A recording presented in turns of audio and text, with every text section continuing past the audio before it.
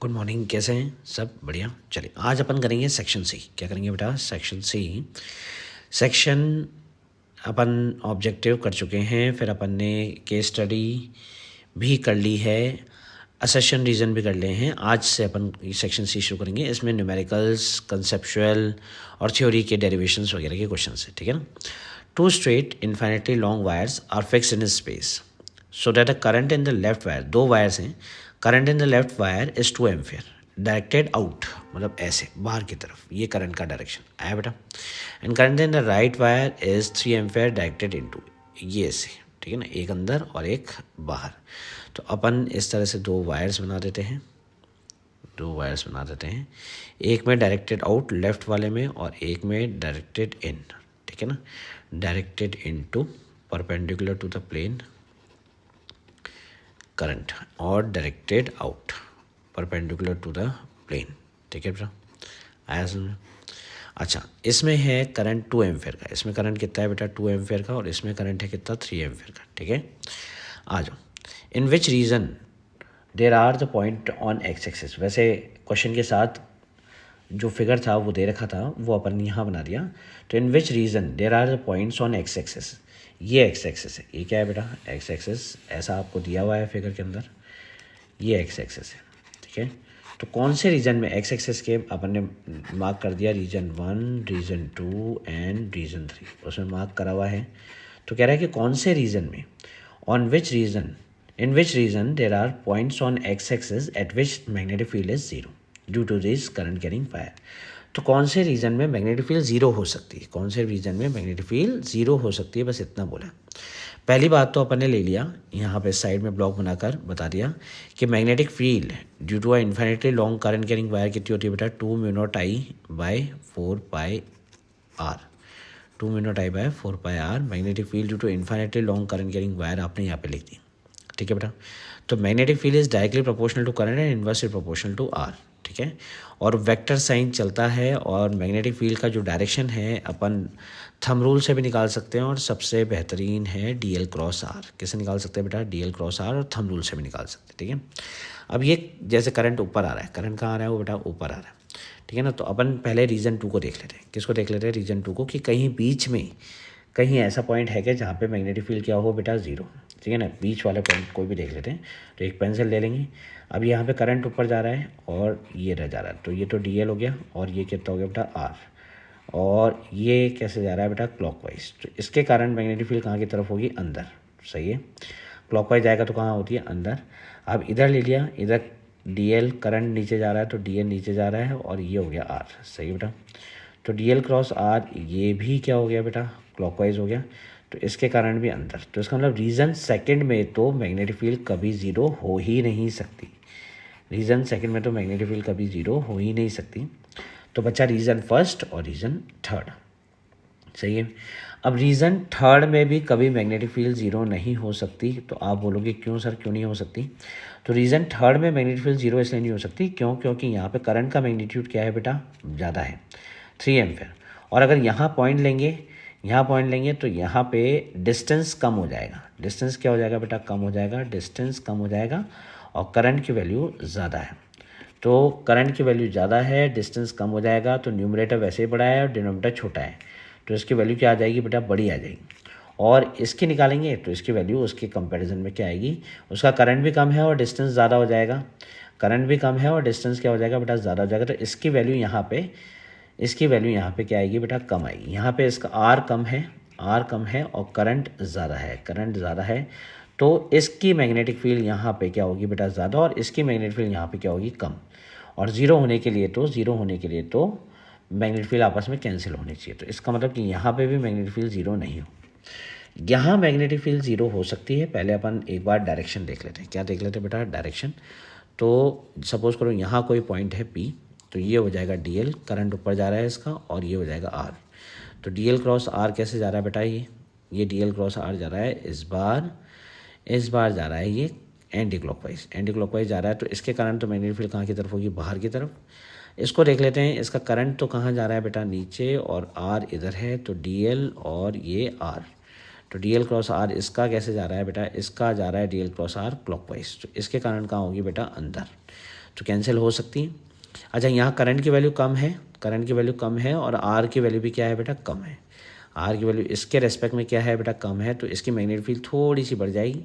इधर करंट की वैल्यू क्या है बेटा, ज़्यादा, लेकिन आर की वैल्यू क्या होगी, ज़्यादा। करंट की वैल्यू भी ज़्यादा है और आर की वैल्यू भी ज़्यादा है, तो इसकी मैग्नेटिक फील्ड इसके रेस्पेक्ट में थोड़ी सी कम हो जाएगी। तो यहाँ आपको मिल सकता है एक ऐसा पॉइंट रीजन्स फर्स्ट में जहाँ मैग्नेटिक फील्ड क्या हो जाएगी बेटा, ज़ीरो। बस इसने यही पूछा है कि कहाँ मैग्नेटिक फील्ड ज़ीरो होगी, तो रीज़न फर्स्ट में magnetic field can be zero, magnetic field can be zero. सही है बेटा, ना बीच में और ना रीज़न थर्ड में, ना रीज़न सेकेंड में। ठीक है, आया। चलो नेक्स्ट करते हैं अपन। Draw the graph of showing intensity pattern of fringes with phase angle due to diffraction. Diffraction का ग्राफ बनाना है, इंटेंसिटी का ग्राफ बनाना है डिफ्रैक्शन में। तो हमने कहा ठीक है, अपन ने बना रखा है वैसे इंटेंसिटी यहाँ पे मार्क कर दी है, लेकिन इस बार फेज़ एंगल लिखने, क्या लिखना है बेटा, फेज़ एंगल लिखने हैं। तो इस तरह से सेंट्रल तो ब्राइट होता है बेटा, सेंट्रल ब्राइट होता है, फिर उसके बाद थोड़ी इंटेंसिटी कम हो जाती है, फिर इंटेंसिटी और कम हो जाती है, फिर इंटेंसिटी और कम हो जाती है। सही है बेटा। अच्छा, यहाँ पे जो मिनिमा आता है डिफ्रैक्शन में, जो मिनिमा आता है, मिनिमा वो आता है एन लैम्बडा पे। किस पे आता है बेटा, एन लैम्बडा पे। सही है, तो इसका मतलब ये लैम्बडा, ये 2 लैम्बडा, ये 3 लैम्बडा। सही है बेटा। पर ये फेज़ एंगल बोल रहा था, क्या बोल रहा है बेटा, फेज़ एंगल। तो कोई बात नहीं, लैम्बडा अगर पार्ट डिफरेंस है तो फेज़ एंगल कितना होगा बेटा, 2 पाई। 2 लैम्बडा पार्ट डिफरेंस है तो फेज़ एंगल क्या हो जाएगा बेटा, 4 पाई। 3 लैम्बडा अगर पार्ट डिफरेंस है तो फेज़ एंगल कितना हो जाएगा, 6 पाई। इसका मतलब ये मैक्सिमा है। मैक्सिमा किस पे आता है, मैक्सिमा आता है इसका 2n-1 लैम्बडा बाय 2 पे। सही बेटा, 2n-1 लैम्बडा बाय 2 पे। तो ये लैम्बडा और ये 2 लैम्बडा, तो ये कितना होगा बेटा, 3 लैम्बडा बाय 2। इसका मतलब इसका फेज़ कितना हो जाएगा बेटा, 3 पाई। इसका फेज़ कितना हो जाएगा, 5 पाई। तो फेज़ एंगल मार्क करने हैं। अगर आप ये मार्क नहीं करोगे, जैसा यहाँ पे, वैसे ही नेगेटिव के अंदर भी करना है। फेज़ एंगल मार्क नहीं करोगे तो फिर ये नंबर नहीं देगा, क्योंकि सामने वाले ने खुद ने बोल रखा है कि फेज़ एंगल के साथ चाहिए। किसके साथ चाहिए बेटा, फेज़ एंगल। जल्दबाजी में केवल पार्ट डिफरेंस मार्क करके मत आ जाना। ठीक है, आ जाओ। फिर नेक्स्ट है 18th ही है, इसका और पार्ट है। What should be the width of each slit to obtain N maxima of double slit, N maxima of double slit. तो N maxima of double slit तो कितना हो गया बेटा, N lambda capital D by small D. सही है, N maxima of double slit.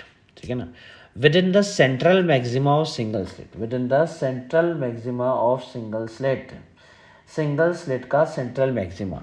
तो central maxima की जो विड्थ होती है वो अपन ने पहले ही निकाल रखी है, that is 2 lambda capital D by A, 2 lambda capital D by A. याद है आपको, ये आपको पहले ही निकाल रखी है, डायरेक्टली फॉर्मूला इस्तेमाल करना है। तो लैम्बडा डी तो गया। विड्थ चाहिए आपको, what should be the width of E slit. तो अपन ए की वैल्यू निकाल लेते हैं डी के टर्म्स में, 2d बाय एन। आया बेटा, डन। ये तो एन मैक्सिमा और डबल स्लिट लिख दिया, और ये सेंट्रल मैक्सिमा क्या है, सिंगल स्लिट का सेंट्रल मैक्सिमा की विड्थ थी। और दोनों क्या थी बेटा, बराबर। क्यों, क्योंकि एन मैक्सिमा और double slit are in central maxima of single slit. ठीक है, आया। चलें, आ जाओ next. Deduce an expression for potential energy system. ये बहुत इंपॉर्टेंट है, वेरी वेरी इंपॉर्टेंट, लिख देना है इसको, ये आ भी सकता है। ठीक है ना, deduce an expression for potential energy system of 2 point charges Q1 and Q2 located in position R1 and R2 respectively in an external electric field. जो चार्जेस हैं ऑलरेडी एक्सटर्नल इलेक्ट्रिक फील्ड में हैं, charges is in external electric field, इस बात का ध्यान रखना। सही है बेटा। तो मैंने कहा मैं पहले Q1 चार्ज को लेकर आया, पोटेंशियल एनर्जी निकालनी है, Q1 चार्ज को लेकर आया, काम करा, बिल्कुल करा, काम करा, Q1 चार्ज को लेकर आया, काम करा। किसके अगेंस्ट काम करा, इलेक्ट्रिक फील्ड के अगेंस्ट। किसके अगेंस्ट काम करा, इलेक्ट्रिक फील्ड के अगेंस्ट काम करा। तो कितना काम करा, तो अपन ने इसको लिख दिया Q1 इंटू वी। तो आप कहोगे ये क्या है अभी, तो अपने को पता है work done per unit charge. क्या होता है बेटा, पोटेंशियल। ठीक है ना, तो आप कहोगे हमें पोटेंशियल थोड़ी दे रखा है, हमें तो इलेक्ट्रिक फील्ड दे रखी है। तो कोई बात नहीं, इसको अपन ने डी लिख दिया, और D V is equals to कितना बेटा, माइनस ई डी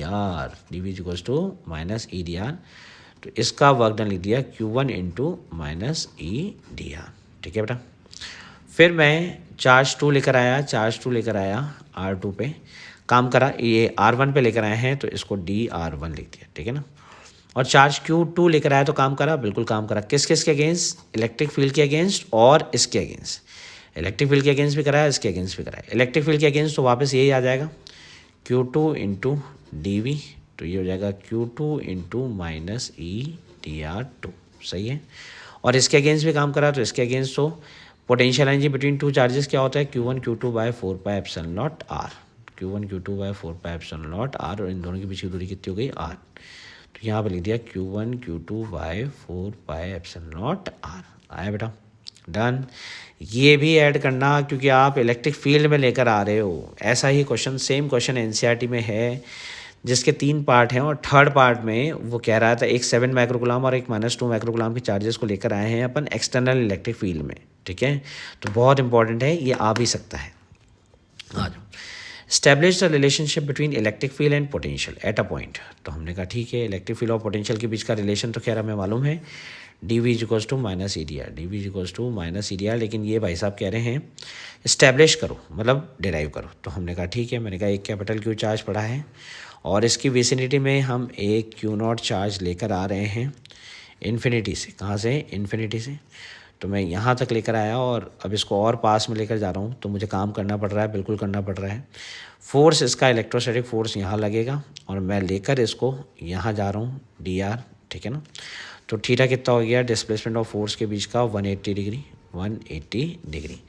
तो DW is equals to F.DR, तो FDR कॉस थीटा कितना हो गया? कॉस 180, तो minus FDR। DW is equals to minus F को क्या लिखा बेटा? Q0 इंटू EDR, DW बाय Q0 is equals to minus EDR, और DW work done per unit charge equals to what बेटा? DV is equals to minus EDR। सही है, establish करना है, केवल रिलेशन नहीं लिखना है। फिर draw equipotential surface for electric field pointing in positive Z direction, pointing in positive Z direction. ये अपन यहाँ बना लेते हैं अलग से, सेकेंड पार्ट इसका, pointing in positive Z direction, pointing in positive Z direction, ठीक है बेटा।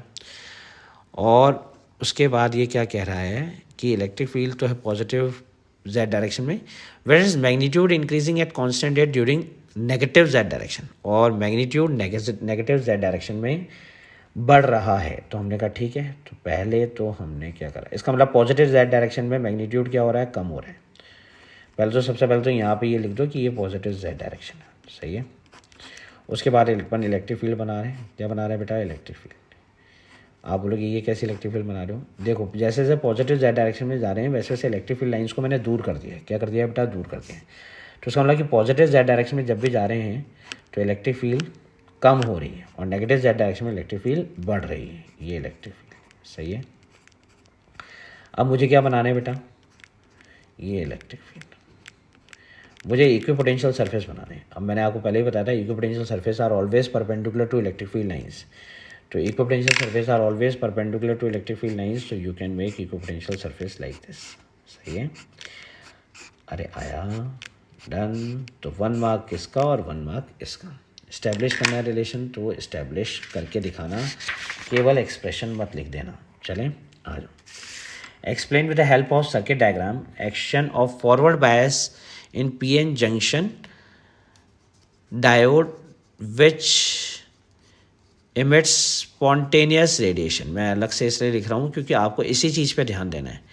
अब क्या होता है कि ये स्पॉन्टेनियस रेडिएशन विच इमिट्स स्पॉन्टेनियस रेडिएशन, तो इसका मतलब ये LED हो गई। क्या हो गई बेटा? LED। वो नाम भी पूछ सकता था, वो नाम भी पूछ सकता था। इसने कहा explain with the help of circuit diagram action of forward bias PN junction diode in which emits spontaneous radiation. Spontaneous radiation, तो स्पॉन्टेनियस रेडिएशन कौन इमिट करता है? डायोड। जो फॉरवर्ड बायस में वो होता है LED। क्या होता है बेटा? LED। तो हमने कहा फटाफट बना देते हैं छोटा सा, और ये P होता है, ये N होता है, P को P से, N को N से फॉरवर्ड बायस करा, और इसमें से स्पॉन्टेनियस रेडिएशंस निकलना शुरू हो जाएंगे। आई बेटा पास में?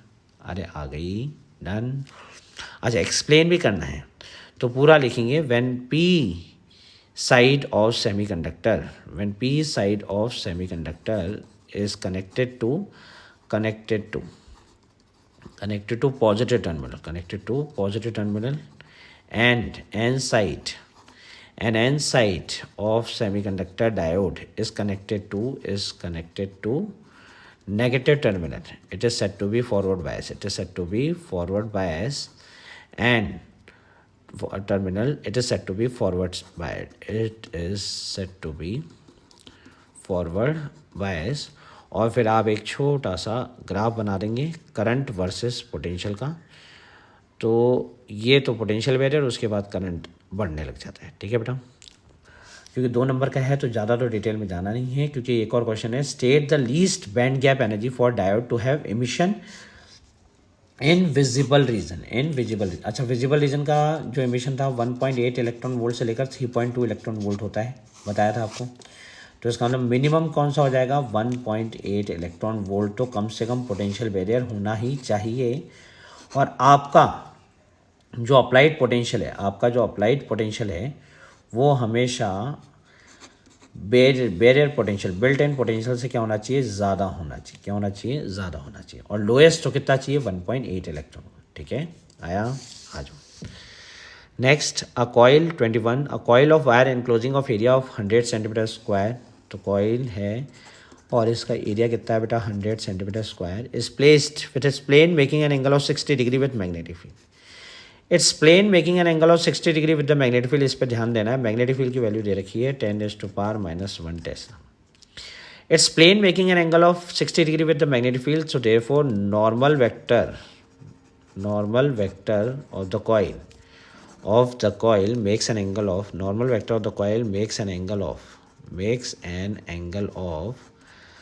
30 degree with the magnetic field. 30 degree with the magnetic field. What is the flux? तो फ्लक्स क्या होता है बेटा, मैग्नेटिक फ्लक्स क्या होता है, BA cos थीटा. क्या होता है बेटा, BA cos थीटा. तो मैग्नेटिक फील्ड आपकी 0.1 आ गई. एरिया 100 सेंटीमीटर स्क्वायर है, मतलब 10⁻⁻2 मीटर स्क्वायर. और यहाँ पे लिख दिया आपने cos 30. ये 10⁻⁻3 और cos 30 कितना हो गया बेटा, √3/2 इंटू 10⁻⁻3. सही है. और यूनिट ज़रूर लिखेंगे. फिर कह रहा है magnetic field reduce to 0 in 10⁻³ second. ये तो फर्स्ट पार्ट हो गया. क्या हो गया बेटा, फर्स्ट पार्ट. तो इसके आपको 1 नंबर मिल जाएंगे अगर आप इतना सब कुछ लिखते हैं. तो फिर कह रहा है what is the magnetic flux through the coil if the magnetic field is reduce to 0. अगर 0 कर दी जाती है 10⁻³ second, find the induce EMF. तो हमने कहा ठीक है, इंड्यूस EMF निकाल देते हैं. Induce EMF -d∅/dt. और we can say minus initial final magnetic flux minus initial magnetic flux divided by del T. तो माइनस फाइनल मैग्नेटिक फ्लक्स तो क्या हो गया बेटा, 0. और इनिशियल मैग्नेटिक फ्लक्स आपके पास है √3/2 into 10⁻³ and divided by time आपको दे रखा है 10⁻³ सेकेंड. ठीक है बेटा. तो induce EMF will be equal to minus minus plus 10⁻³ से 10⁻³ गया, ये √3/2 आया बेटा. डन. वोल्ट यूनिट नहीं लिखेंगे तो नंबर कटेंगे. आया, डन. चलें आगे बढ़ें. अब 22, 23, 24 एंड 25 ये अपन अलग वीडियो में देखेंगे. ठीक है, बाय, टेक केयर.